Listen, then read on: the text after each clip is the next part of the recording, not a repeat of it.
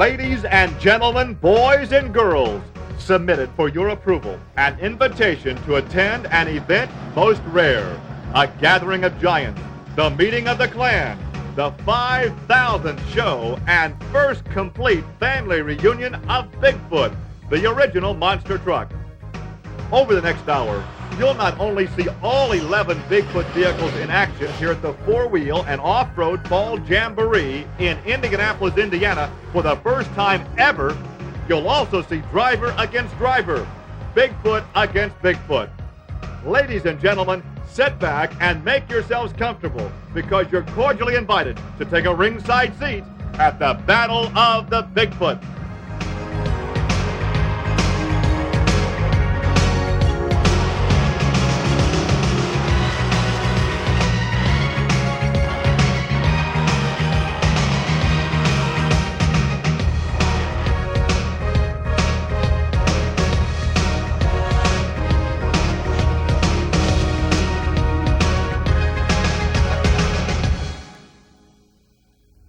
Hi, everybody. I'm Gary Lee at the four-wheel and off-road Jamboree Fall Nationals here at the Indiana State Fairgrounds in Indianapolis.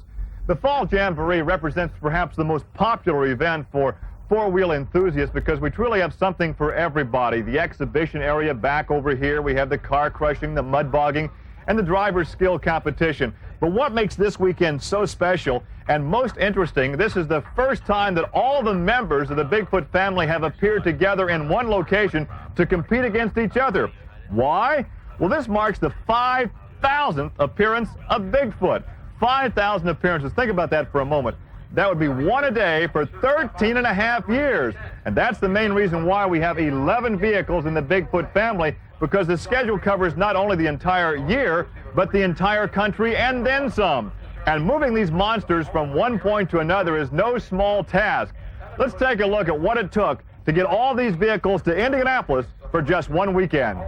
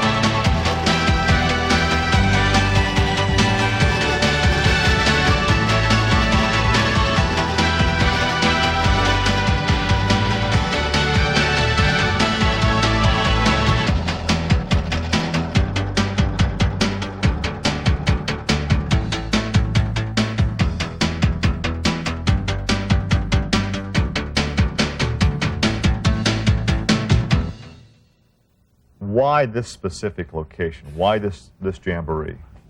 Well, Gary, the idea for me, it's our 5,000th show, and the people that have made a truck as popular as it is the four-wheel drive people, the Jamboree type people.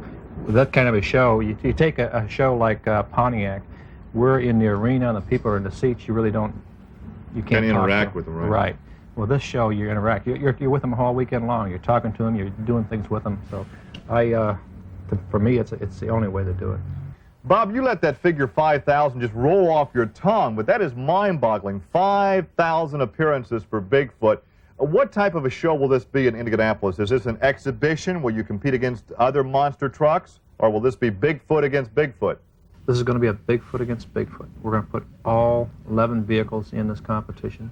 There's a obstacle race which will involve they go into a hole and up over this big mound of dirt and make a figure 8 and then a long straightaway type of race, timed event. And there's a car crush that they'll all compete in. And then there'll be some exhibitions in the mud, probably with Bigfoot 1 and hopefully the fast tracks. We've never tried it in the mud. We'll see what it does there. And then maybe some drag racing.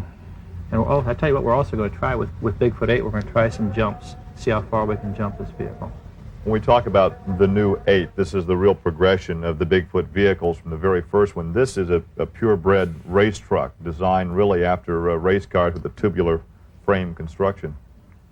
Yeah, there's more than just a tubular frame on the truck. It has suspension.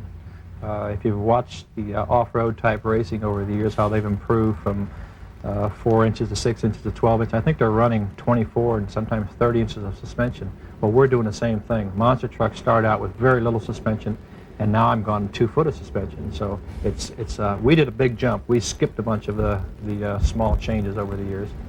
The truck is working out well, and if you watch the in-cab shots, you see that it is easier on the driver. The truck stays on the ground longer, and to me, it's a way to the future.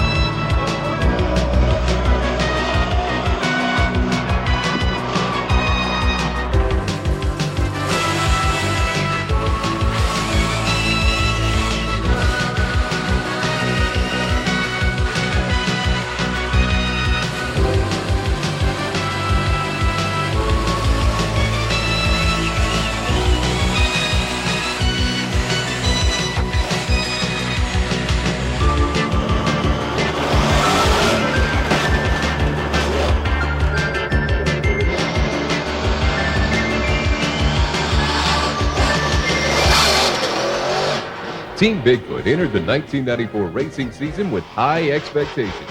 After all, the team had been extremely strong in 1993, with Bigfoot 11 running as Wildfoot winning the points championship, former champion Bigfoot 10 finishing second, and Snakebite, which was actually Bigfoot 8, another former champion, coming in a strong fourth. For the 94 season, the lineup was defending champion Bigfoot 11 wearing the true blue colors, a brand new Bigfoot 14 running as Power Wheels Bigfoot and Bigfoot 10 competing as Snakebite. The stage was set. Our goal this year coming into the 94 season was to take the championship. We wanted to win our 4th championship and our 3rd consecutive one. This year's season opener was in Lima, Ohio. Here we didn't know what to expect because everybody coming into this year had new trucks and new equipment. Me knowing the truck, my crew knowing the truck, we were able to set the truck up and run, and taking 2 first-place finishes in Lima put us at the top of the points first weekend out.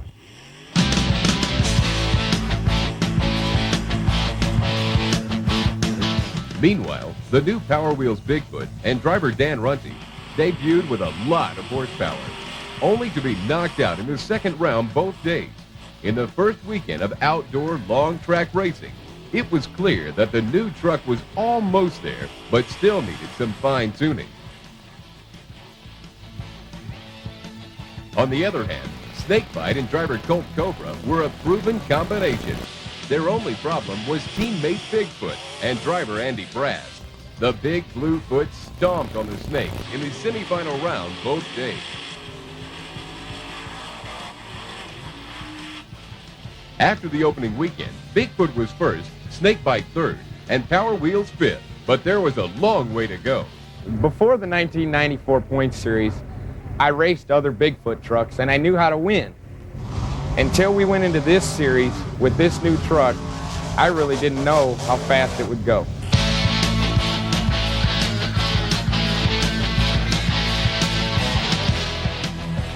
Bloomsburg was where Dan learned just how fast the new Power Wheels Bigfoot would go. The answer was the truck would go really fast. Runte recorded the fastest time of the first day and made it all the way to the final round, where he just barely lost to Sampson. The next day, he beat teammate Bigfoot, ran the fastest time ever in a monster truck, and took his first win of the 94 season. The strong showing moved Power Wheels Bigfoot into second place, behind Brass and the Big Blue Ford.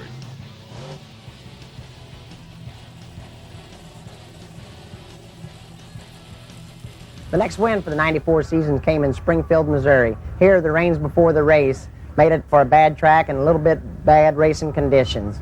Here, we used our head more than our foot and was able to drive the truck and not use the horsepower and come away with a win.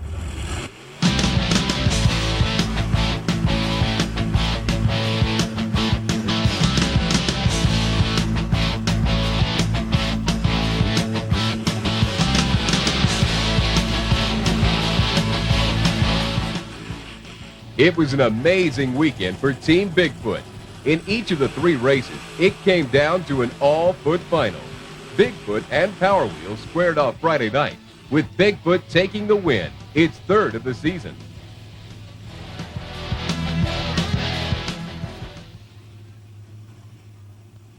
The first 2 weekends of 1994 were extremely tough. Going into Springfield, we knew we had to get our winning combination together. That combination came together and came in right on top of Andy Brass and the Bigfoot Cruiser. We took the win out of Springfield. It was just a matter of time until the Snake struck, and it was his own teammates who felt the bite. Colt Cobra and Snakebite beat Power Wheels Bigfoot in the semifinal round. The Snake powered to the win against Bigfoot, giving Colt Cobra his first taste of victory in the 94 Point Series.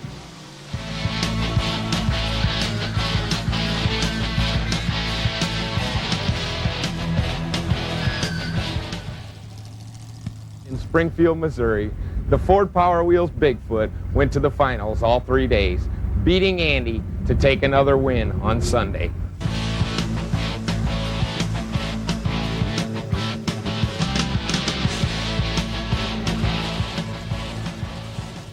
With the track a bit drier for the weekend's 3rd day of racing, Dan Runte and Power Wheels Bigfoot strutted their stuff. They posted the 2 fastest times of the day on their way to the final round. Bigfoot and Andy Brass also advanced to the final for the 5th time in 7 races. But the final was all Power Wheels as Runte picked up his 2nd win. Team Bigfoot now stood 1st, 2nd, and 4th in the points. We had the truck dialed in. We were on a roll. We went into Canfield, Ohio, going to the finals 4 times, pulling 2 more wins out of those 4 races, and also going ahead in the points series. Canfield, Ohio is known throughout the monster truck racing world as both a battle of attrition with 4 races in 3 days, and as a place where new records are set. After the 94 races, it's also known as Team Bigfoot's favorite track. Bigfoot and Snakebite met in the semifinals. Snakebite won the right to face Power Wheels Bigfoot in the finals.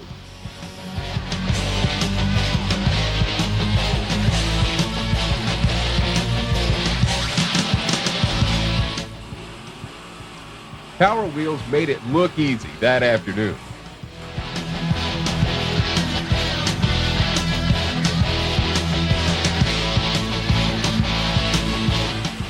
The newest member of the Foot family continued its winning ways that night.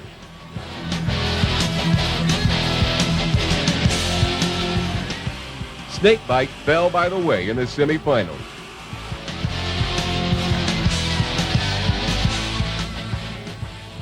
Bigfoot could do no better in the final round. Runty and Power Wheels Bigfoot now had the points lead. In Canfield, I found myself up against yet another Bigfoot, the Power Wheels Bigfoot. I could think of nothing better than to take out another Bigfoot to add it to my collection, and that's exactly what happened.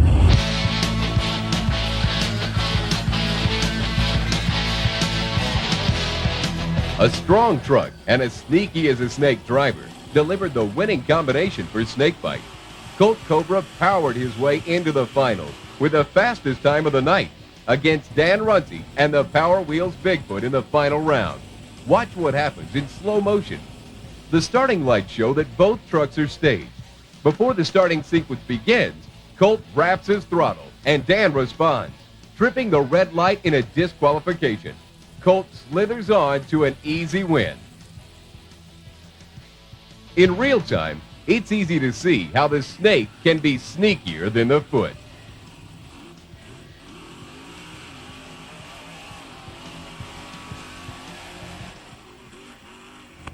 The next win for us in the 94 season came in Canfield, Ohio. Here is a hard weekend for us because of the 4 races back-to-back.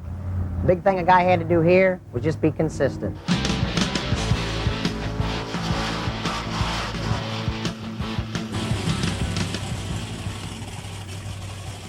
Sunday was the fastest day in the history of monster truck racing, with 5 runs in under 5 seconds.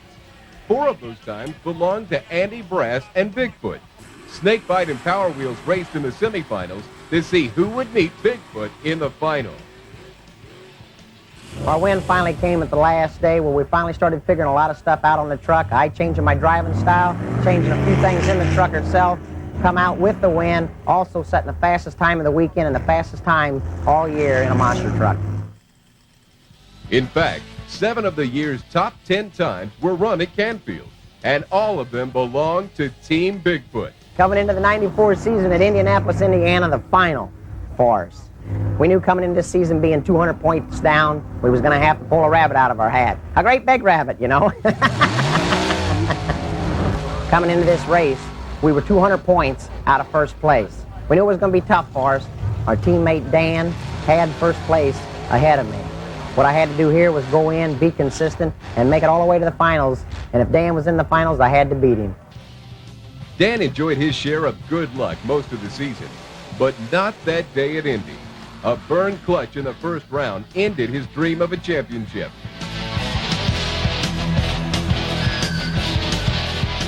Andy moved on to the final, only the second final all year not won by a Team Bigfoot truck.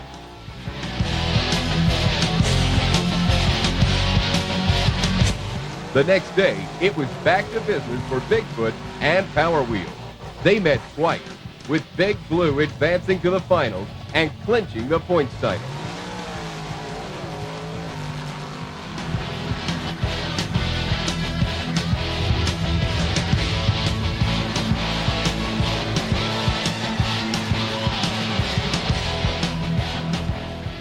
But all I was concerned about was keeping a level head and a good, consistent run. Doing this, we were able to take the championship, and that's what I was looking for this year. our fourth championship, our third consecutive one, and that's what I wanted. That Sunday at Indianapolis was Andy Brass's last race in a Bigfoot monster truck. He retired from the sport, capping an illustrious 9-year career by winning an unparalleled 4th world championship. Monster trucks have been riding a wave of popularity for a long time in this country. In fact, Bigfoot has made appearances in every state of the Union, including Hawaii. But the monster truck fever is relatively new to other corners of the world. And to heat up the fever, Bigfoot has made tours of Canada, Puerto Rico, and last summer, June of 1989, took a very slow boat to Australia.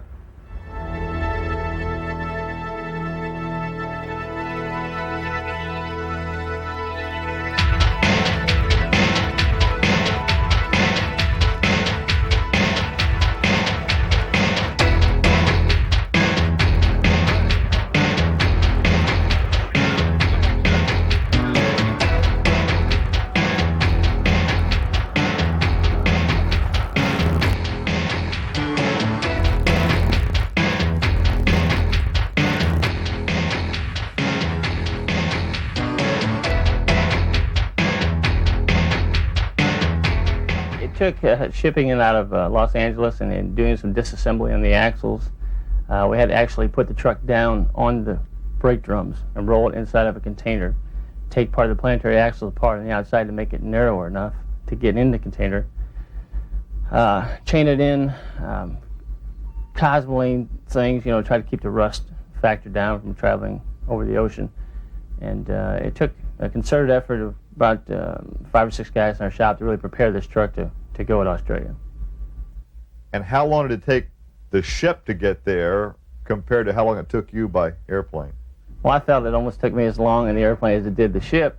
Right, the ship was about 3 weeks. The airplane ride was 18 hours for us.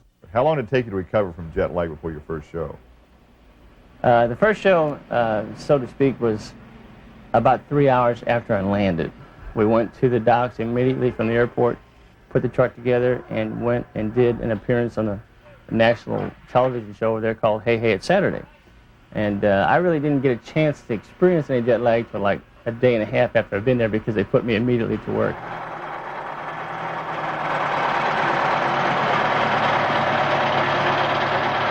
Now, you went along not by plane, but once you got there, you were with the crew and you traveled from show to show in the caravan.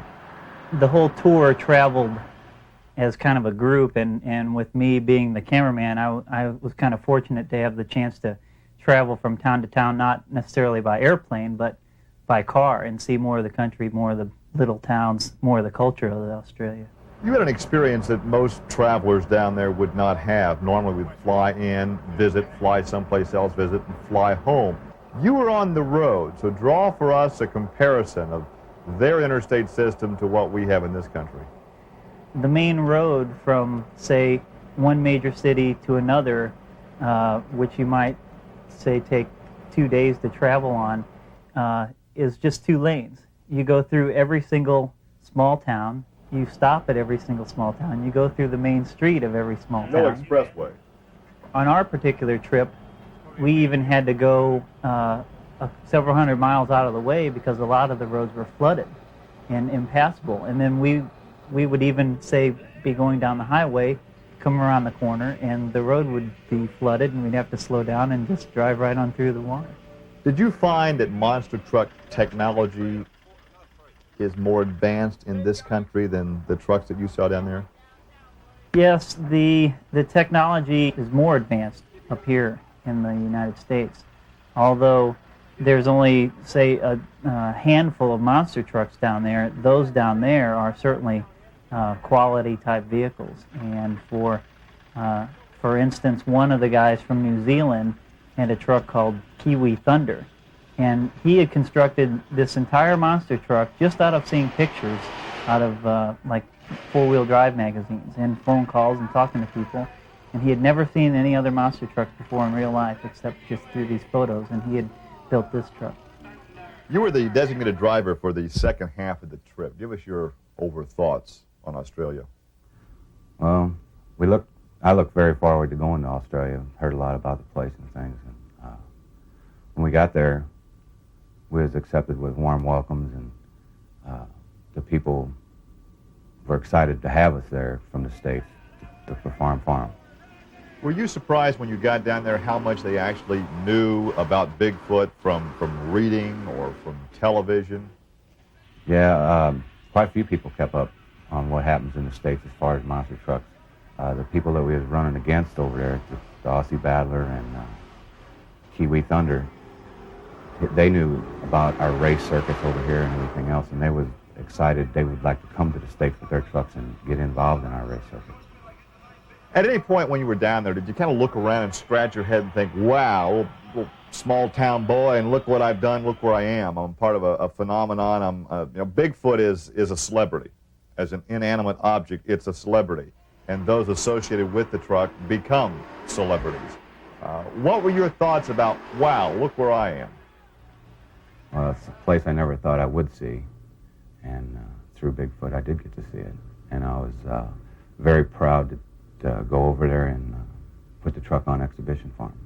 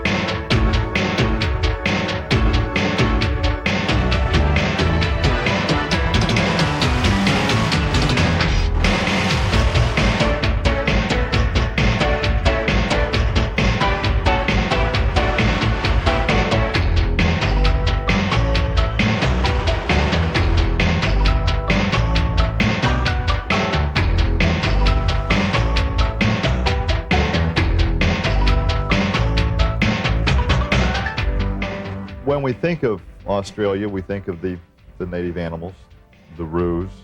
We also think about Vegemite, which is a national staple down there. Or maybe you think about Vegemite. I don't think about Vegemite unless I have to. We think about it, although we have not tried it. You have tried it, and you didn't give it very high grades, did you?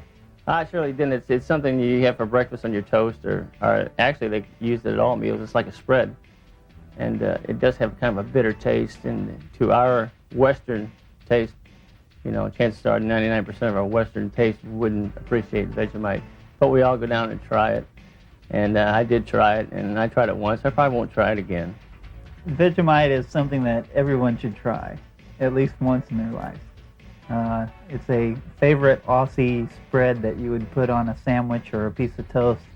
And for me personally, it was one of the most disgusting things I've ever tasted in my life. It's one of Jim Cramer's favorites.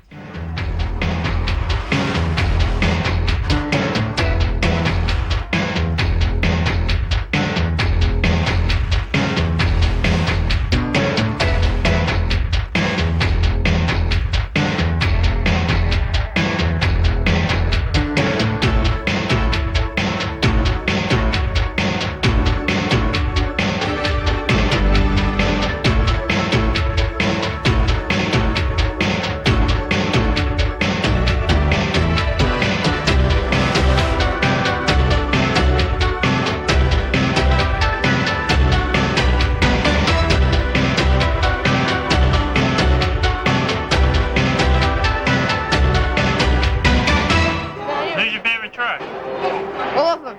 All of them? Mine's Bigfoot. Yeah? Mine's Bigfoot, probably. Oh, Bigfoot. Bigfoot. How about you? Bigfoot. Well, Bigfoot was good because it was the original one. I liked Bigfoot because I liked the big part when he jumped over the cars, and that's about it. What did you like most? Monster trucks. What's your favorite monster truck? Yeah, Bigfoot. Oh, well, I just enjoyed the whole lot. The whole show? Yep. That's great. What do you think? Oh, it's great. What's your...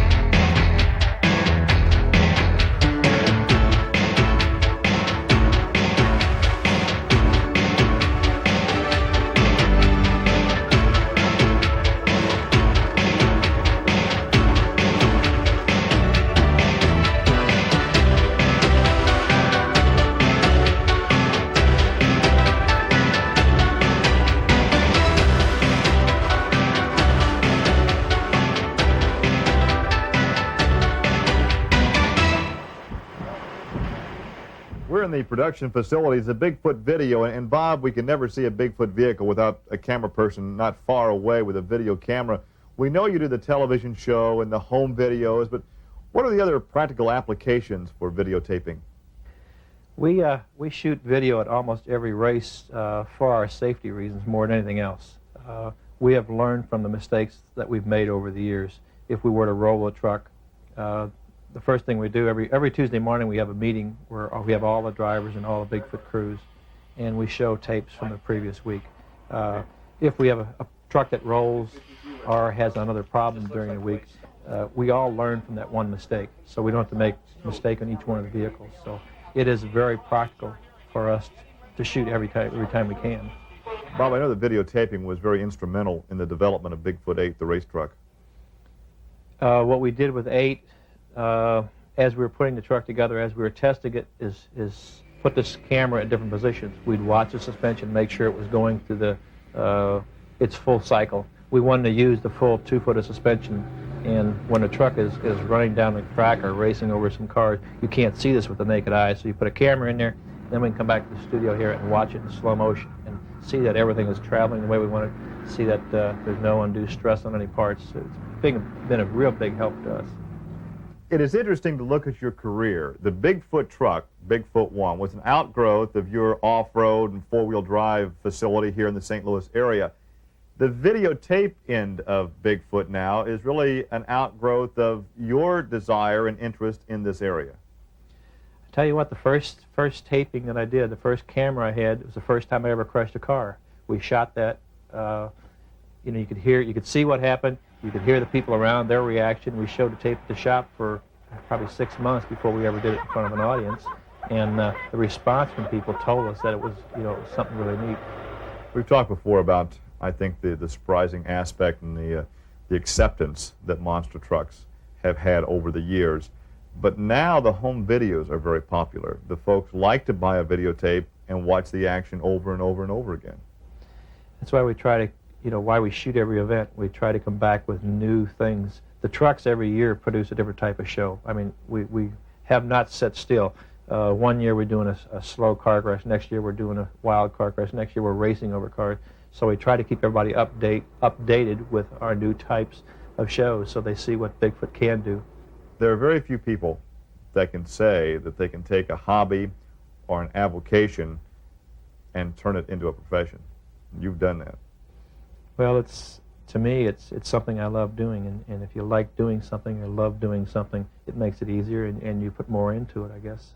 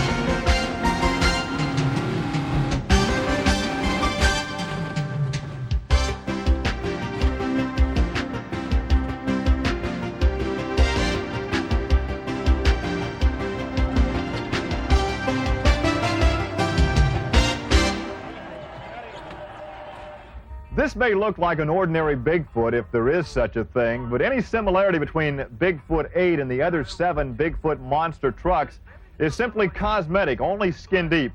After years of observation, experimentation, and modification, Bob Chandler and his crew of experts decided there had to be a better and safer way to build a monster truck, a unit that would push to the very limits monster truck performance while still protecting the driver and the spectators.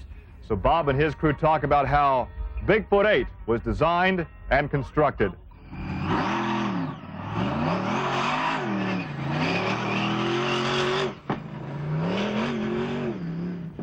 We took the old Stage 2 monster trucks, which is Bigfoot 4, 6, 7, as far as we could go.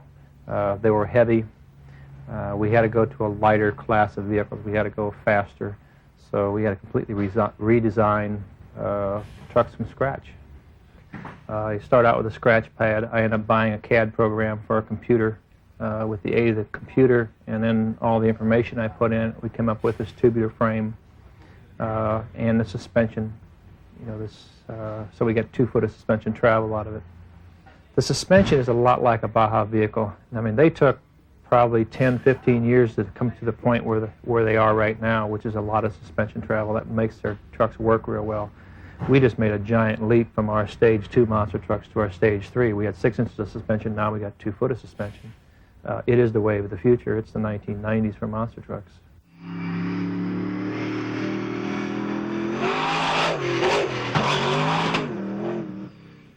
Bigfoot 8 is a totally new concept for us.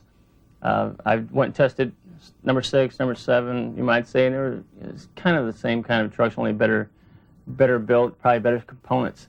But now we go to the Bigfoot 8 realm, and it's altogether different. It's a whole new concept, so I had to throw almost everything I knew away and start over.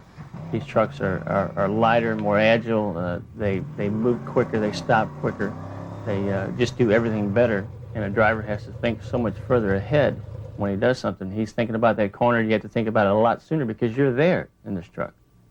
You talk about slowing down, well, you only need half the space to slow down now. You jam on the brakes, you know, you start to turn, you're going to miss your turn because you're turning too fast. You have to adjust to these trucks. Being a whole new concept, tube frame, nitrogen-charged shock suspension, sway bar type control. It took a lot of developing on sway bar rates. The shocks on Bigfoot 8 have been changed like 7 different times, changed valving in them to get them to do what we want to do. But we're not really truly there too. By the time this is all over with, you'll see a valving, a set of shocks valved for indoor racing, and you're going to see a set of shocks valved for outdoor racing. It's 2 completely different realms. You're outdoors, you have a lot greater speeds. You want a little bit smoother control than you do in indoor type racing. This is all things we're learning. Nobody else has even tried this type of suspension on a monster truck before. We are the first. And to make it work, it's just everything we do is breaking new ground. With the innovations with the truck, one of the things that we have progressed on also is the safety innovations. The type of material we use, the way it's constructed. These things, when you build a truck to go fast, you have to build a truck that can withstand a faster crash. Because invariably, sometime along the way when you're racing, you're going to have a crash. It's in the stars, so to speak. It's going to happen. If you're out there racing, something's going to happen. Things don't go perfect all the time. So you have to build that safety in the chassis.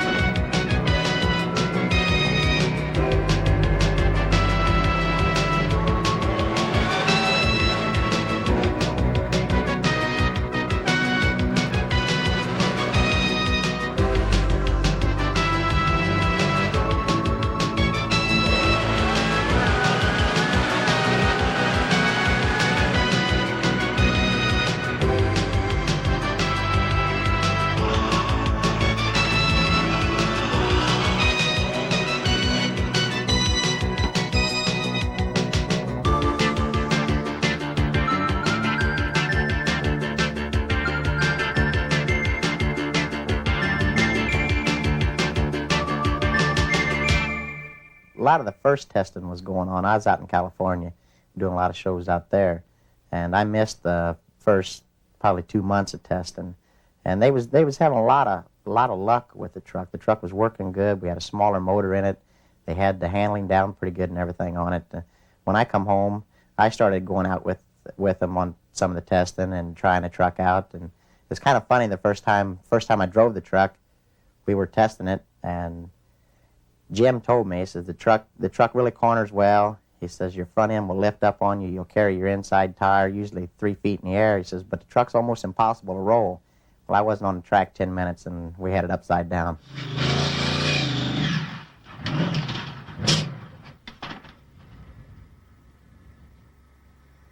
The truck held up real well. We bent one bar just a little bit, and it was kind of nice that we did roll a truck because we found out what it was going to do in a rollover.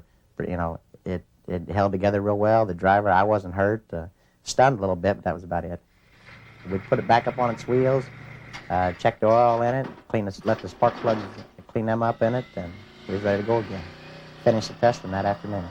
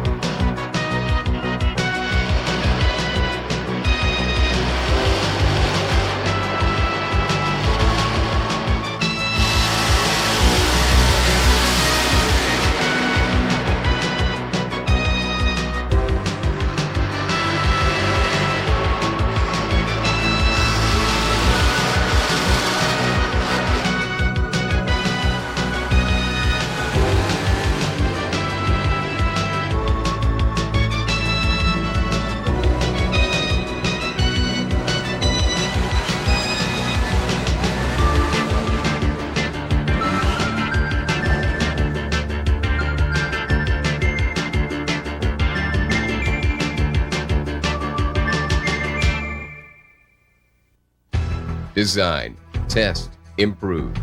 Then test and improve again. These are the basic steps in the evolution of any concept. You start with a blue sky idea, take it to a working prototype, then learn through hands-on experience, always adapting, adding new technology, finding new ways to build a better machine.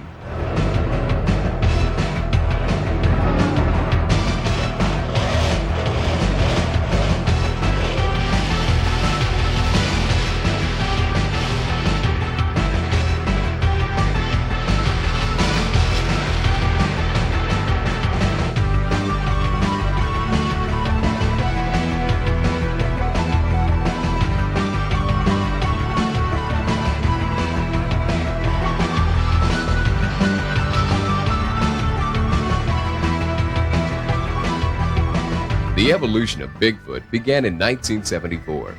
From the family Ford pickup truck to the most popular and successful monster trucks of all time. Bigfoot started out as a family pickup. It wasn't Bigfoot at the time. It was a 1974 Ford. We opened a four-wheel drive shop, and then we used the truck as promotion for the shop. You know, we put bigger tires and wheels on it, put a bigger engine in it, put all our accessories on it. And it sold product. It was our demonstration of the products we sold. As years progressed, the truck got bigger and we did more things with it. We started doing exhibitions. Later on, what happened with Bigfoot is they started doing racing. As more and more trucks began to enter the circuit, the very nature of monster truck events began to change as well. From friendly demonstrations to all-out competition, Bigfoot led the revolution. We made a lot of changes on 4. Later on, we built Bigfoot 6 and 7, and each time we improved the trucks with things that would help us racing. Bigger engines, a little bit more suspension, a little stouter here, something a little different on it. We took it as far as we could because what they started doing now the races were getting faster. And we started considering, well, we're probably doing something wrong here. We're putting weight and mass into this, and now we need to go lighter. Lighter will make the trucks faster. So that's when we went into designing a new truck. In order to maintain a clear performance lead, Bob Chandler began investigating new construction materials and design concepts. Inevitably, he was drawn to CAD. Through this revolutionary computer-aided design system, Bob Chandler was able to speed up the evolutionary process and solve a multitude of performance-limiting problems that had plagued Bigfoot and all monster trucks from the very beginning. Before I designed a new truck, which was Bigfoot 8, was our first computer design, first suspension monster truck of mine. We did a lot of research. I looked into off-road racing, I looked at drag racing, I looked at all types of motorsport. We knew we had to go to a lighter chassis, which we decided on a tubular chassis. We knew we had to go to a better shock, something with more travel, that would handle the masses that we're running. We started in the CAD program, designed the whole thing in the computer, from the frame to the axles to the suspension to the cantilever means to the position of mounting the engine and transmission, the drive shaft lengths, the track bar lengths, everything is done in the computer. We built the truck in less than 3 months because we had everything there. When somebody had a question, we'd go out and look in the computer and we could measure things out in the computer. It told us exactly what length things were. This also cut down on our costs quite a bit because all the work was on the one man in a computer rather than several people putting a truck together, testing it, going out, coming back, taking it back apart. It was all done prior to building the truck. So the majority of the testing was done prior to before the truck was being built. The major problem with monster trucks is the ratio between the sprung and the unsprung. And all other motorsports is opposite of what we are. Our unsprung weight, the axles, the tires, and wheels are heavier than our sprung weight, which is the body. And to counter that, we had to do a lot of research, and I think I've came up with an answer, which is why I have the shocks at a different angle than most vehicles. And it seems to correct our problem. With this new design, using a cantilever mechanism, I'm able to get a lot more suspension travel. We use about a 19-inch gas shock, and right now we're getting 24 inches of suspension travel. We're working on a new truck that'll probably run 30 inches. We had problems with the old C-channel frames on the older trucks. They were very heavy, and they're designed for one purpose. With this new application, with the truck that we wanted to put a lot of suspension on, it was hard to get the strength you needed in specific places. When you use a tubular chassis, you can make it lighter than the C-channel heavy frame, and yet have more strength where you need it. All these changes, the computer-aided design, the suspension, we're even cutting our tires to make them lighter and making them get better bite. I think we have better drivers now, have given us a lot better competitive edge. Monster truck racing is getting very competitive nowadays, and it's making a competitive sport, and I think we have a good chance of winning the series. And as much as things change and advance, some things will always remain the same. We use all Ford components in all the Bigfoot trucks. There's 12 right now. We're working on number 13. They all run Ford engines, Ford transmissions. The newer trucks now have fiberglass Ford bodies. They're just fiberglass, so they're lighter. We couldn't have gone this far without Ford support. The evolution continues. New ideas, new materials, new manufacturing techniques, new technology. And you can rest assured that if it can be done faster, safer, or better, Bigfoot will be leading the way, the most innovative and successful monster truck of all time.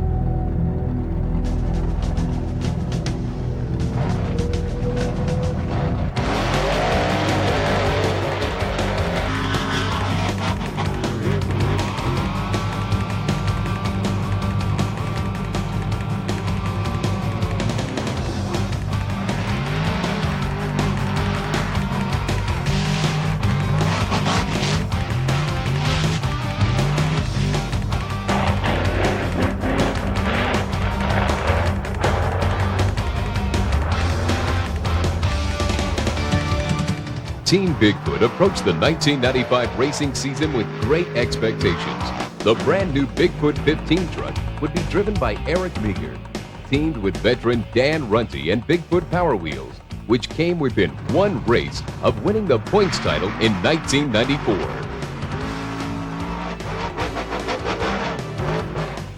Deflectoshield Corporation gave the trucks a new look and launched a strong mass-market product line of Bigfoot brand light truck accessories, including Trailmaster suspension systems.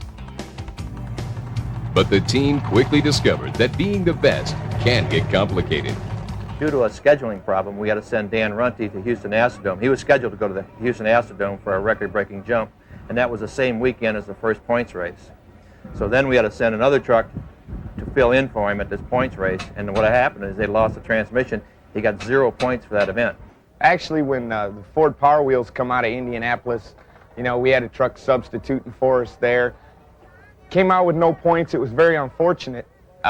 it was just a long uphill battle that we had to fight. We started off with a brand new Bigfoot truck, actually Bigfoot 15. With 15, there were some major changes. The appearance was changed. The chassis itself was changed. With all those changes and the truck never being over a set of cars before we went to the Hoosier Dome, we didn't know what we were up against, but we had high hopes. We ended up having some complications in the drive line that were unforeseen. We didn't have such a great night. The passes that we did make, we had the field covered. I mean, we were pleased with the performance. We had to basically go back to the drawing board, not completely, but just rework a few things in the drive line, the geometry, to get the truck working back up to where we wanted it to be. When Dan came to his first race, which was Lima, Ohio, the second race of the season, he came out and he did spectacular. He had great times. We had the right combination. The team put some things together on his truck, and whatever we did, it was the right thing.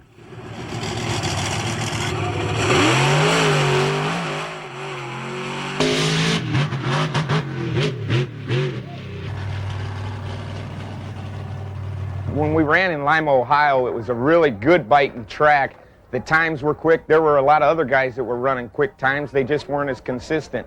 Power Wheels Ford just come out and it ran hard, ran real hard, and we went to the finals both days. The Bigfoot Power Wheels truck had been dialed in over the 1994 season, so when they got to Lima in 95, Dan and the truck were ready. On their first run, they set a new elapsed time record.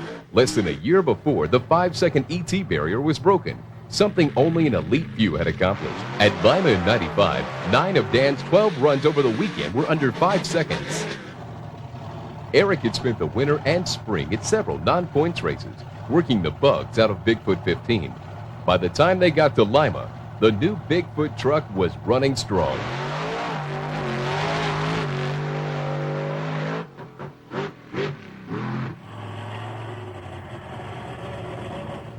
Eric and Big Blue continued to work their way through the field.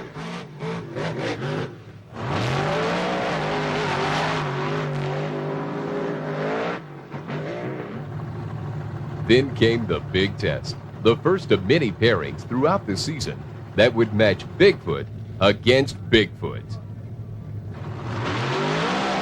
Dan powered ahead, paving the way to his first win of the point series. Bigfoot and Power Wheels went into Lima in 9th and 13th places and came out in 5th and 3rd. Bloomsburg marked the beginning of a gauntlet of 10 races in 17 days. Team Bigfoot was ready.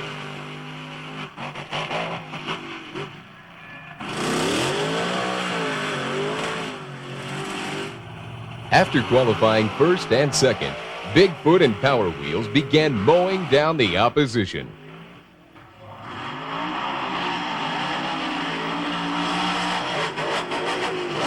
Occasionally, a little luck helped out in a tight spot.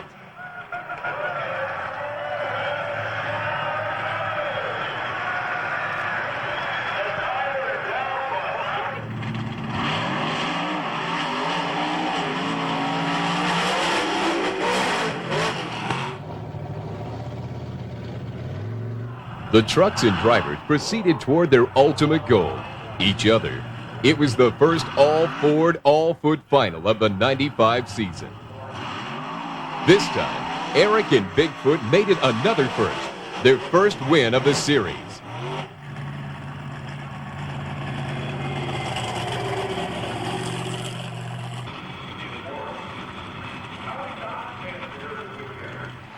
The next day in Bloomsburg, the fabulous Fords were once again setting them up and knocking them down.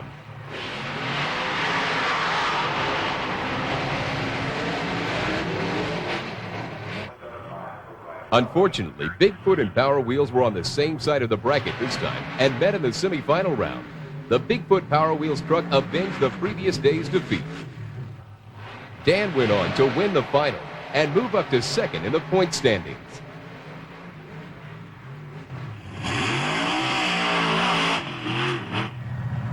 Eric and Dan picked up in Springfield where they left off in Bloomsburg, with the opposition wondering if anything could stop Team Bigfoot.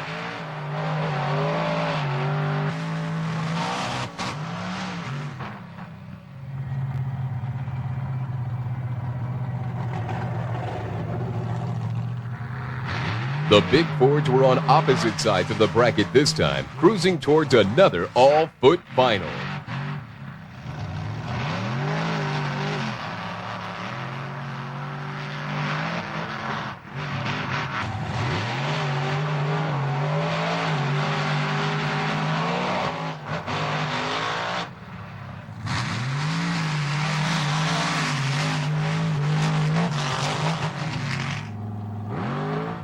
In the previous round, Dan moved into first place in the point, completing a remarkable run from worst to first in just 5 races. Now he added an exclamation point with his 3rd win of the season.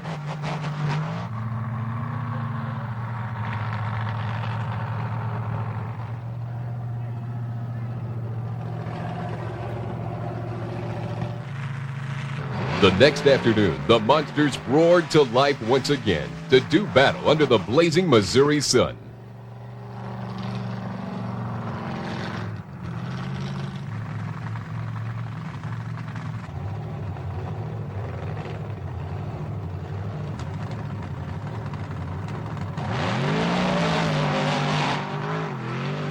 A problem in the semifinal round put Dan and Power Wheels on the sidelines, causing him to miss the finals for the first time in 1995.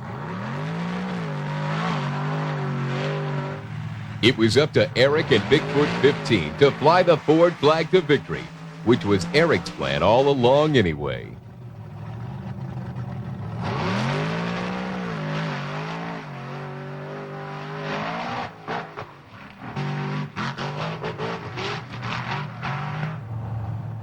Only about 3 hours passed before it was race time all over again. And again, the trucks of Team Bigfoot qualified first and second, putting them on opposite ends of the bracket and setting the stage for a motorized march to the final round.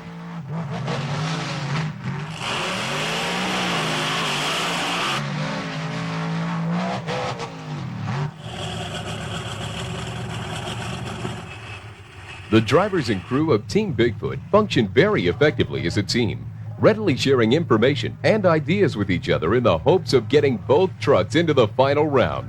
And when they succeeded in reaching that goal, for just a few seconds, they were no longer a team, but fierce competitors, with their eyes on the prize and on each other.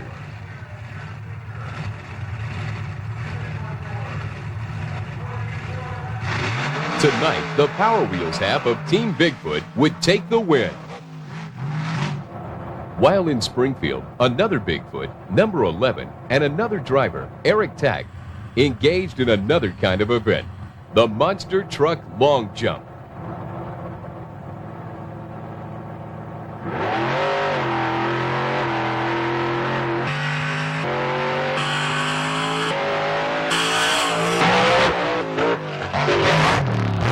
The jump was recorded by the BBC for eventual worldwide broadcast on the show Record Breakers.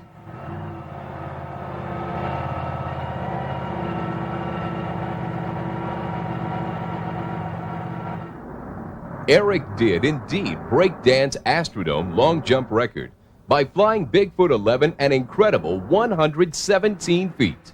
Yeehaw! The 3rd straight weekend of the Monster Truck Marathon was in Canfield, Ohio, famous for the last 2 years as the fastest track on the circuit.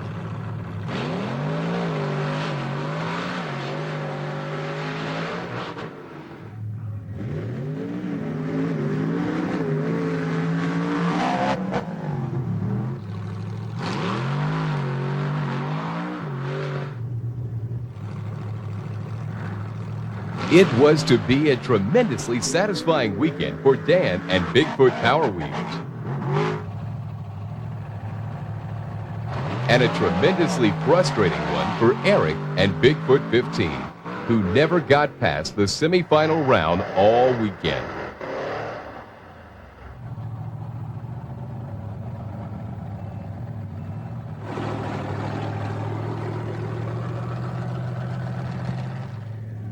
It was another all-Ford final, but including the Boogie Band for the first time this year.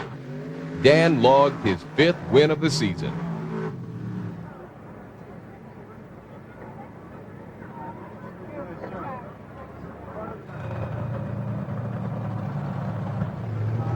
The next day saw Eric and Dan both running strong, but Dan clearly having the better afternoon.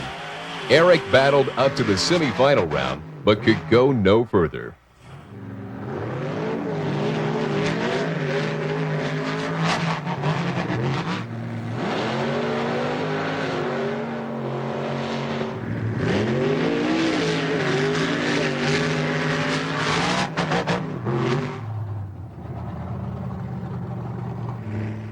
Meanwhile, Dan owned the track.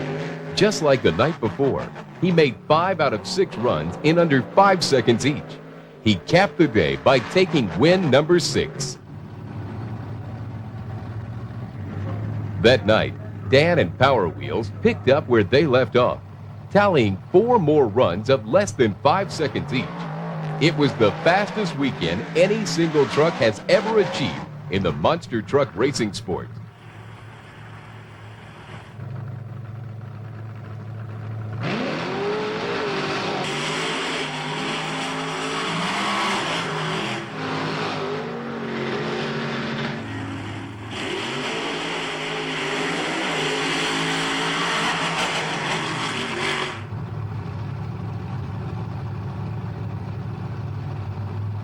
As they approached the final round for the 9th time this year, Dan and Power Wheels were going after another record.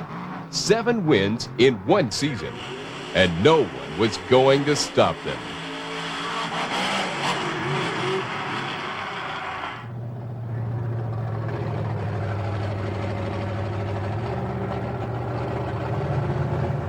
The Indy Jamboree is the biggest event in the series, the most spectators, the most participants, and, as the series finals, the most pressure.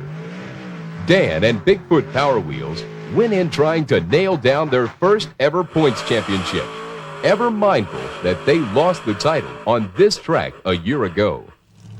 Eric and Bigfoot 15 came in locked in a fierce battle for 3rd place finish, which would represent some measure of accomplishment in an often difficult season.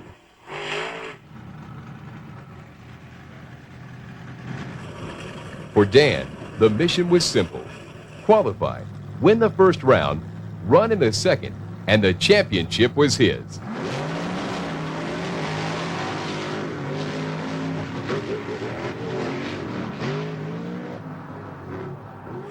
The wild ride at the end of his first run was the closest Dan came all year to putting Power Wheels on its roof, but they still won the round. Eric raced as hard as he could to stay in 3rd place.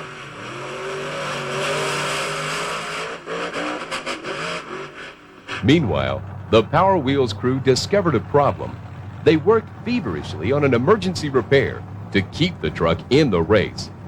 All they had to do was run the next round, and the championship would be in the bag. But could they finish the repairs in time? They made it. The truck went to the starting line.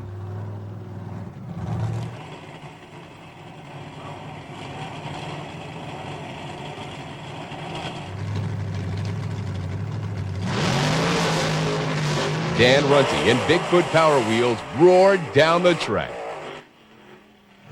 and returned as the 1995 World Champions of Monster Truck Racing.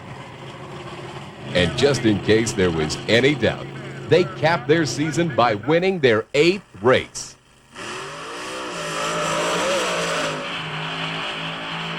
Coming out with 8 wins in Indianapolis, making the 8, it was surprising. We didn't expect the truck to do that well. The competition's got a lot tougher out here. Power Wheels went out, it ran hard, we pulled it out. We've had some luck this year, but all in all, we've had a great team, great guys at the shop, and we owe a lot of people a lot of thanks. Knowing we had the points championship wrapped up for the year, we were more concentrating on our other teammate Eric to get him moved up and how we were going to go about doing that. As this year's progressed, not only have we got the truck dialed in, but I think we're making the truck faster with each race. The battleground shifted to Bigfoot 15. They had to get more speed to fight the challenge for 3rd place.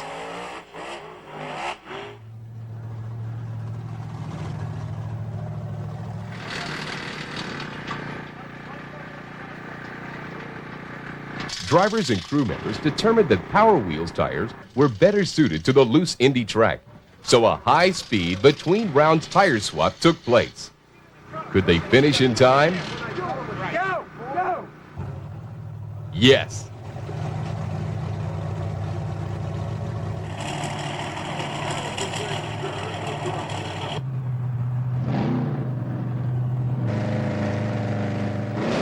a second-place finish in the final race of the 1995 season was enough to put Eric Meager and Bigfoot 15 into third in the final point standings.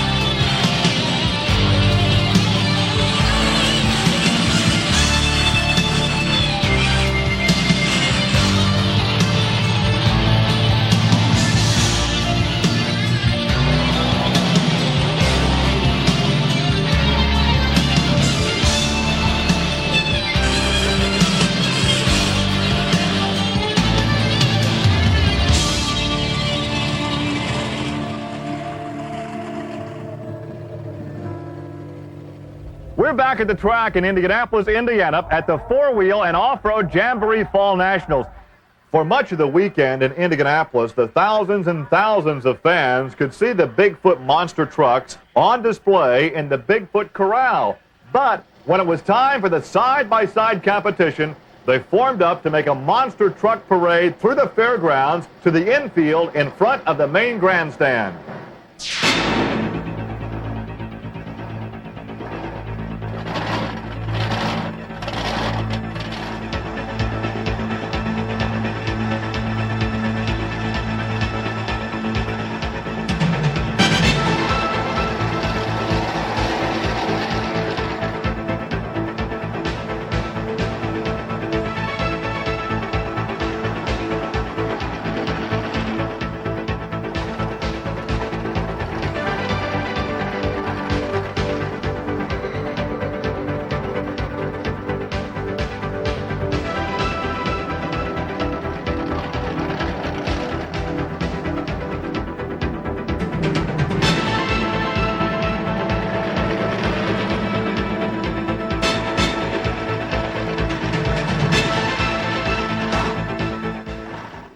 The obstacle course represents a display of driver skill against the clock. Just past the starting line, the truck nearly disappears as it noses down into a deep pit. Emerging from the earth, the monster races through a figure-8 course and down the backstretch past the finish line.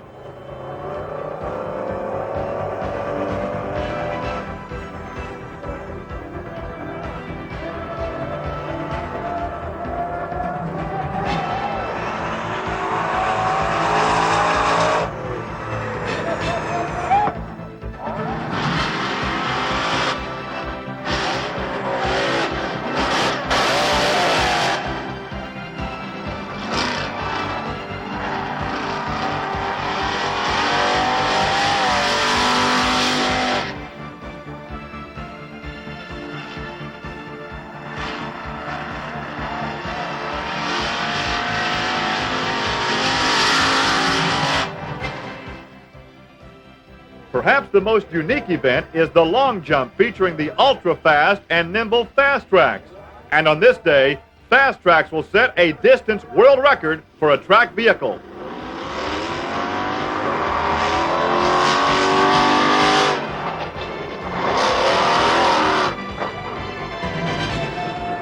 Another event against the clock is the Car Crush Race, a straight-line event over 2 sets of cars. And the only strategy is to push the truck to the limit and be the fastest down the course.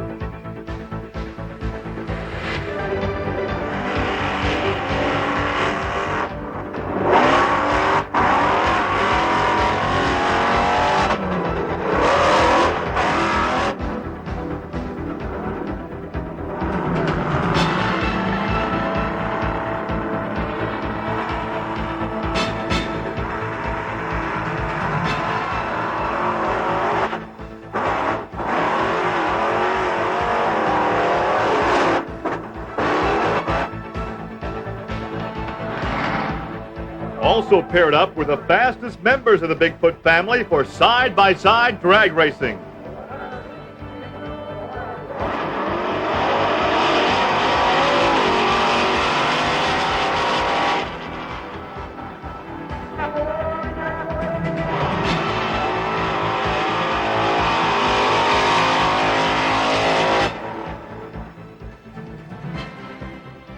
And a special exhibition drag race featuring Bob Chandler in Bigfoot Shuttle and Jim Kramer in Bigfoot 5, the largest monster truck in the world.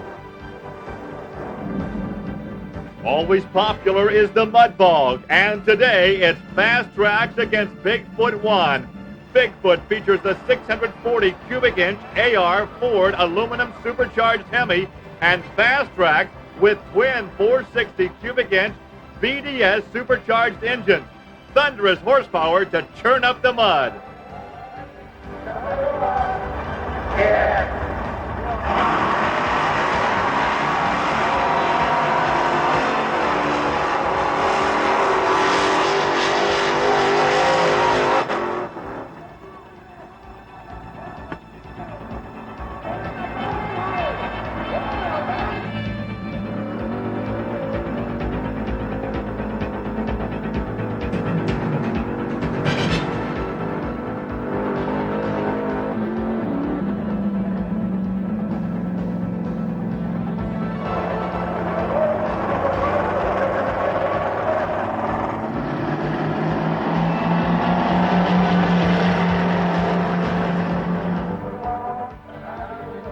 And for the first time ever in public, Bigfoot 8, driven by Andy Brass, tries the long jump off specially prepared takeoff ramps.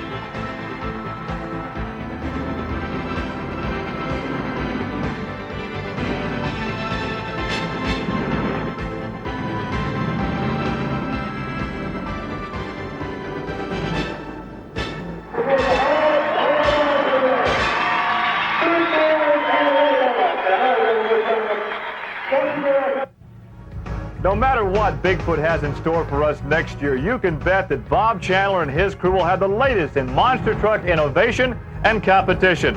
So keep your eyes open because you never know when Bigfoot may roar through your town.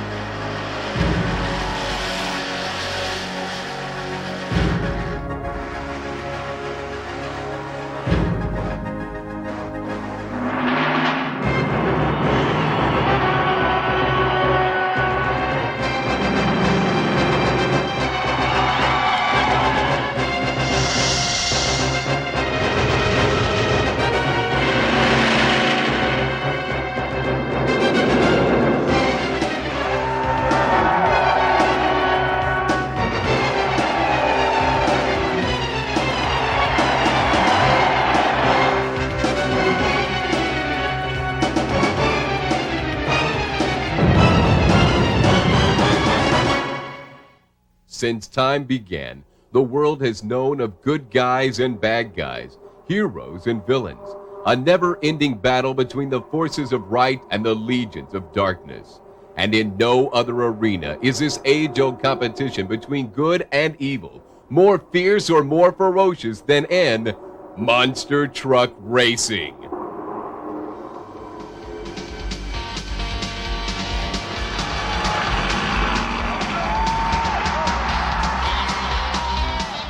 For the forces of good, one monster truck team stands tall above the rest.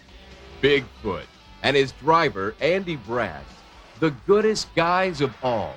The one team that has always believed that fair play and honest racing was more important than winning. The one team that for years has traveled all over the country, making friends, thrilling race fans, and supporting good causes. Together, Bigfoot's technological superiority and Andy Brass's driving skill have created a hero's winning legend and have set the example for boys and girls everywhere.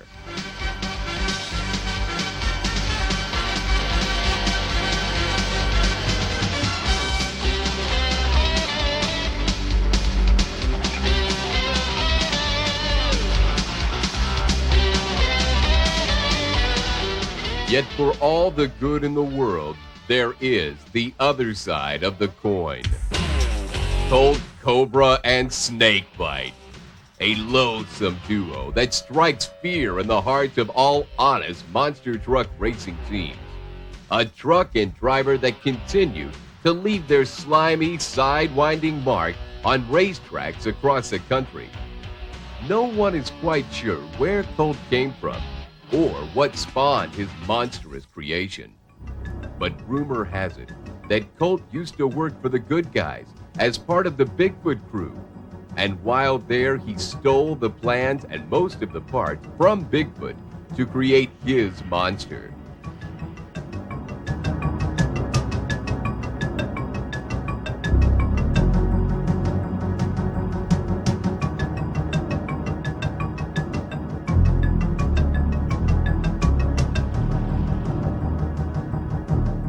And while he was pilfering racing fuel, he set off an explosion that left his face a horrible mess, forcing him to wear a mask.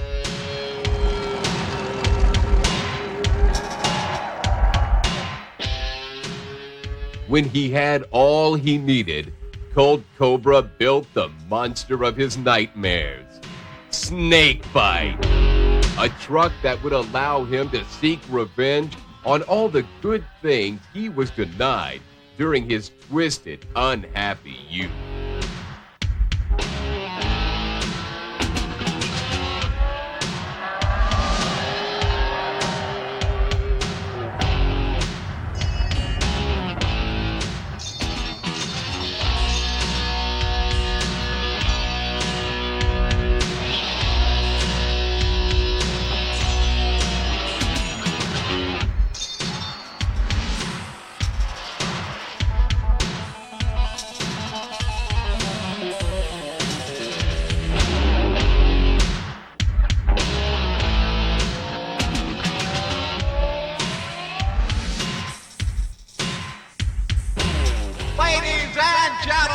Today's main event is a race we've all been waiting for. Andy Brass driving the favorite to win, Bigfoot, against a strange newcomer team to the racing circuit, Colt Cobra and Snakebite. Get ready, go! What a joke! Colt Cobra and that scary-looking truck, Snakebite, can't even keep up with Bigfoot, much less win. Here we go again, folks. Snakebite ain't Bigfoot's best last time they raced on a short track. Let's see if Colt Cobra has found what it takes to compete on a longer course. At least he's keeping up this time.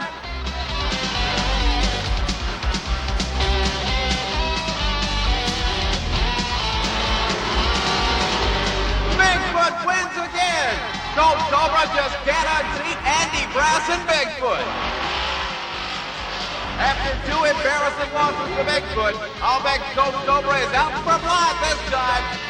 Folks, he's lost control. He can't cut racing against a pro like Andy Brass. Just goes to show you, you need more than a scary-looking truck to come in first here. I can't believe it. I've got the best monster truck, but I still can't win. I must have victory. Wait, I have an idea. What was Colt Cobra's sinister plan? Nothing less than sabotage. So before the next big race, Colt Cobra slithered his way into the pit area while the Bigfoot crew was away and put the fix on Bigfoot. You've got to give Colt Cobra credit. He doesn't give up easily.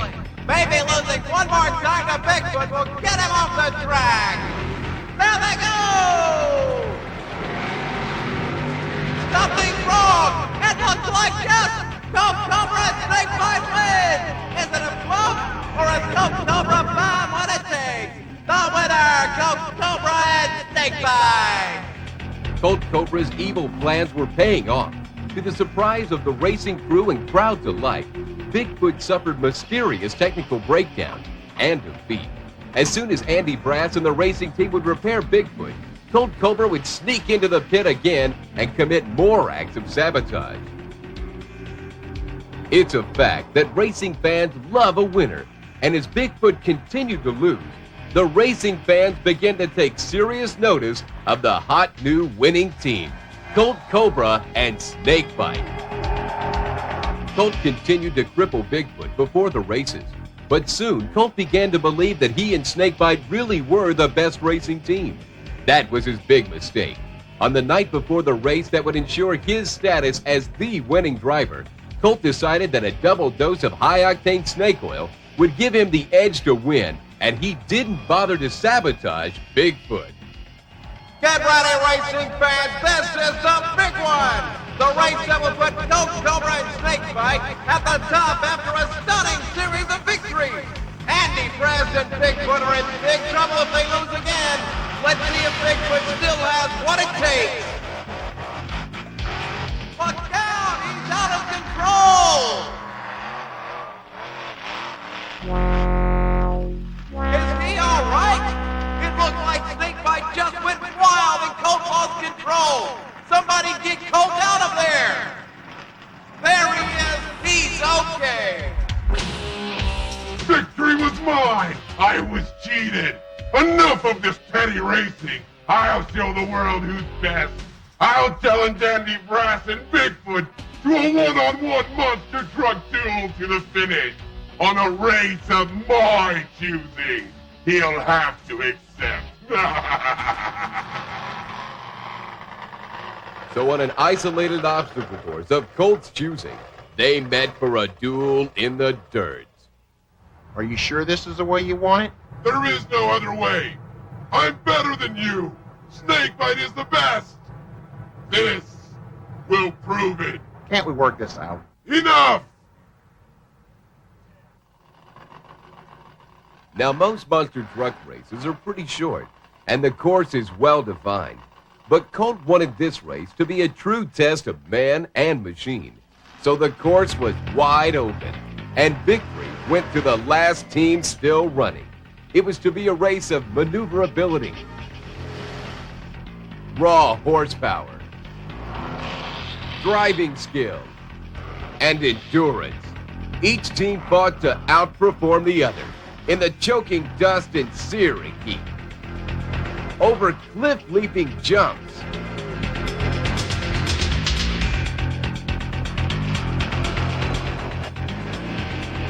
through gut-wrenching twists and turns.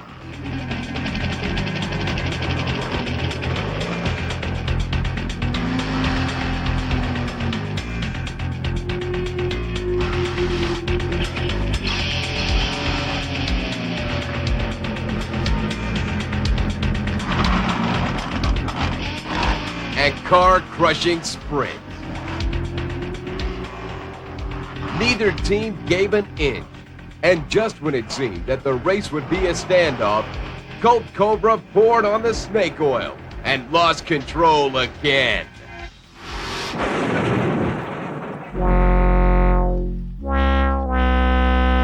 Curses! Foiled again! That does it! I'm tired of eating Bigfoot's dust. But I'll show them. I've created the perfect plan, and it's time to put it into action. After their victory, Andy and Bigfoot went back to entertaining monster truck racing fans. And they held no grudges against Colt Cobra or Snakebite. So Andy suspected nothing when Colt suddenly appeared at Bigfoot's trailer. But Colt Cobra was up to no good. Hey, Andy, how's it going? Not too bad. How's your day? Oh, I've had better and I've had worse. Listen, I've said some bad things against you, but... Hey, I know. I mean, I know how things are out here. We don't have to be friends about all this, but we don't have to be enemies about it. You're right. And that's what I'm here for. Hopefully we can become friends. Well, that's great. I really appreciate you saying that. Well, you know.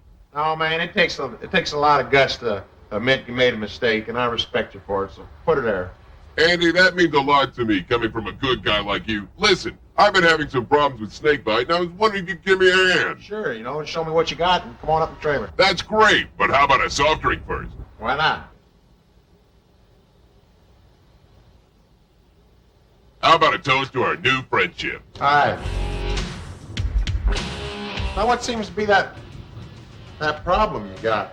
What seems to be the problem, little man? I don't feel so good. Oh, can't handle a little drink of snake venom? Man, I better just sit down. Good idea. And I have an even better one. Man, what in the world's going on? Ah, you're awake, little buddy. You had me worried there for a minute.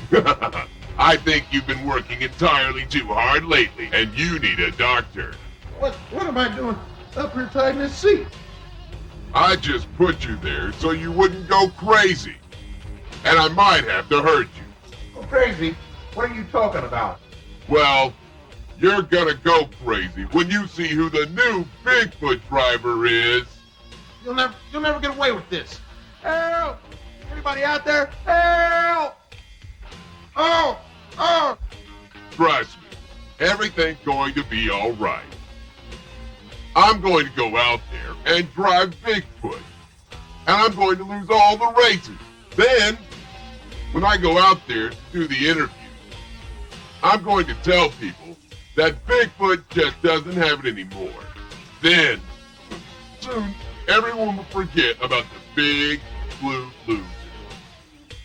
Great! That's just great! I can't get into your racing suit. Now what am I gonna do? Ah, I've got an even better idea. I'll be right back. Don't go away. Watch the snake, Andy. The pretty snake. Soon, you will become sleepy. Very sleepy.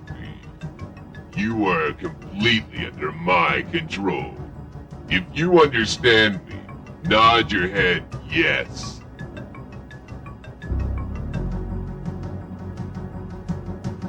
Now, Andy, I'm going to give you some code words. Monster jump. When you hear the word monster jump, you will lose races. In fact, you will want to lose races. And when you're being interviewed on the television, you will explain to the audience that Bigfoot no longer has what it takes to compete against the world's best monster truck, Snakebite. Do you understand? Yes, Master, I understand. Bigfoot will lose. Snakebite is the best. Good! Now, when you hear the words happy birthday, you will return to normal, and you will not remember that you caused Bigfoot to lose, or that anything happened while you were under my powers. Do you understand? Yes, Master. Happy birthday. I will remember nothing. Very good. Now, Let's try it just to make sure. Happy birthday! Ooh. What happened? Where am I?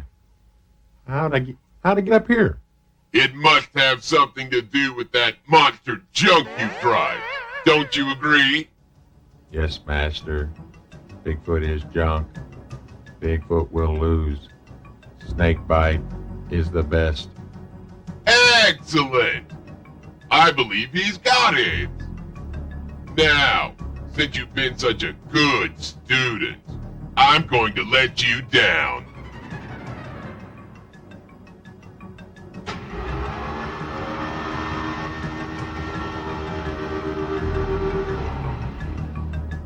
Well, I can see you've been a little tied up here, Andy. Let me give you a hand.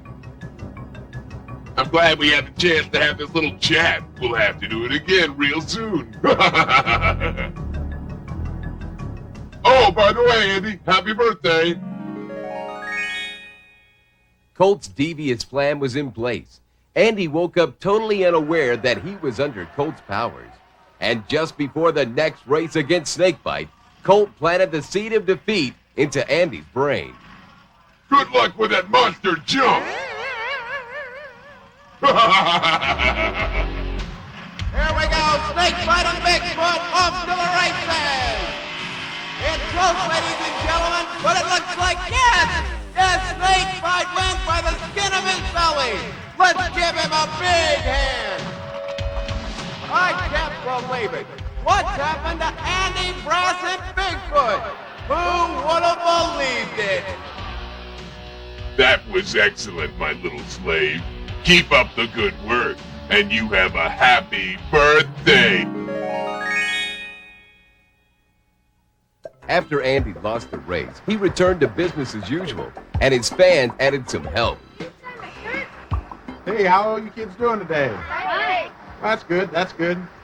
Good to see all of you here today. You here to watch the show? Yeah. Well, that's good. Gee, I think that you're the best monster truck backer in the whole world. I sure hope you win.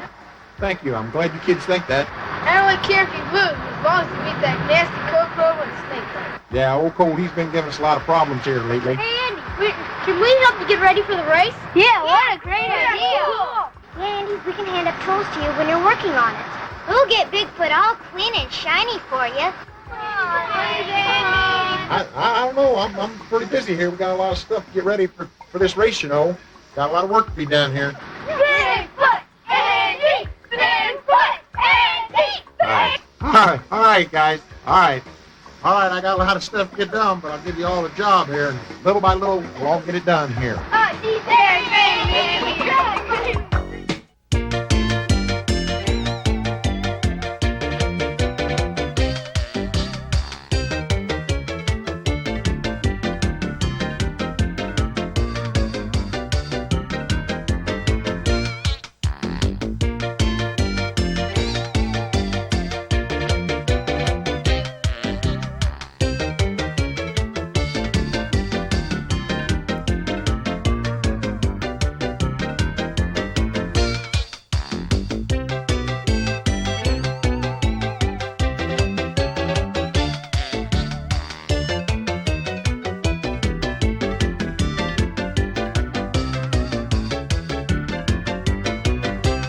right. Thanks a lot, guys. I appreciate your help today. Bigfoot, Andy! Bigfoot, Andy! Bigfoot, Andy! We're done with that. With all his friends' help, Andy gets Bigfoot ready for the next race in record time. Then, with minutes to spare, they help him suit up. And Andy climbs in Bigfoot for the next race.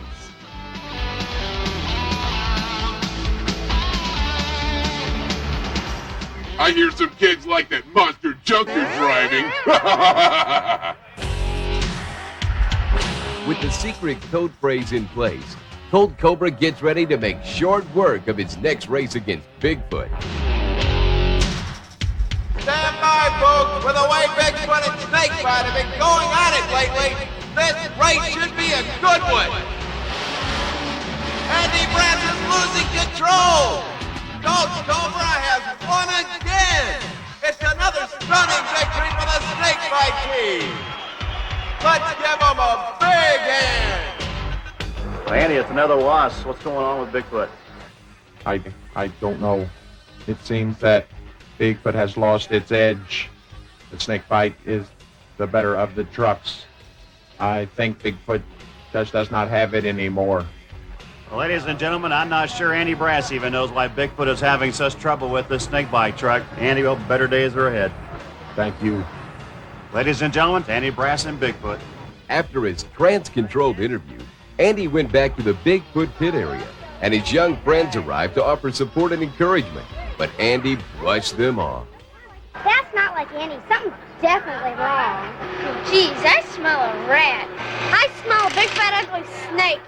Let's go spy the nasty Coke Cobra. Yeah, we should follow him around.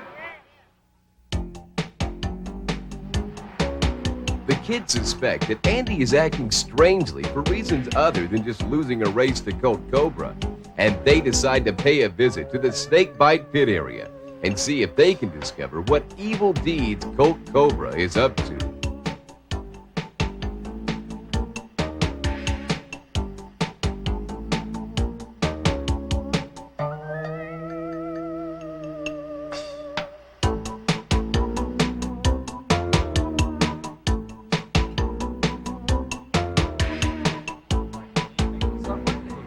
I hate Andy Brass and Bigfoot.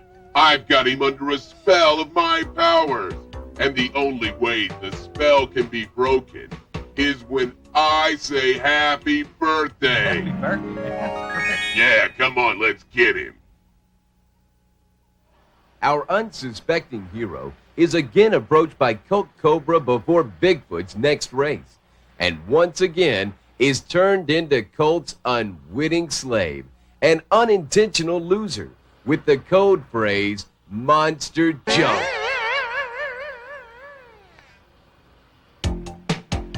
But before the final race, the big race that decides whether Snakebite is better than Bigfoot, Andy's young friends take matters into their own hands, and they approach the racetrack announcer with a secret plan of their own. Well, ladies and gentlemen, we just found out one of our drivers is having a very special day today. It is Colt Cobra's birthday today. So we need everybody to sing happy birthday to Colt Cobra here this afternoon. Okay, here we go. Are we ready? Yeah. Let's sing happy birthday. Happy birthday. No! You fools! Stop! Stop!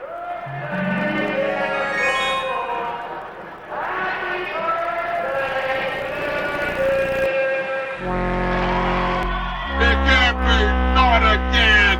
Another perfect plan foiled! I'm done!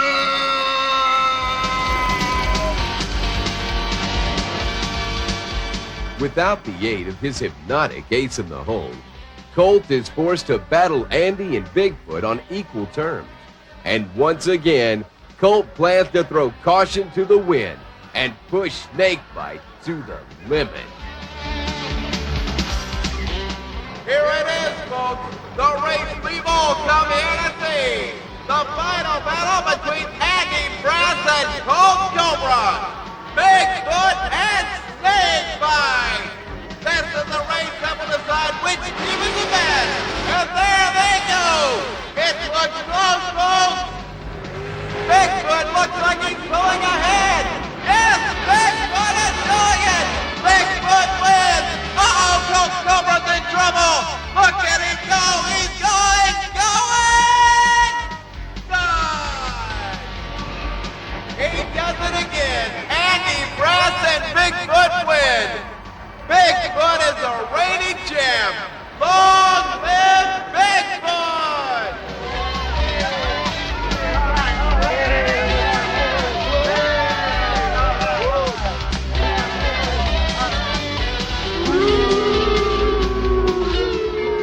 I would have gotten away with my brilliant plan if it wasn't for you pesky, meddling kids. And you better watch out, because you haven't seen the last of Colt Cobra and Snakebite. I don't think we've seen the last of that creepy cold cobra or his monster snake bite. But it doesn't matter, because as we've seen with Andy Brass and Bigfoot, a real winner never has to cheat.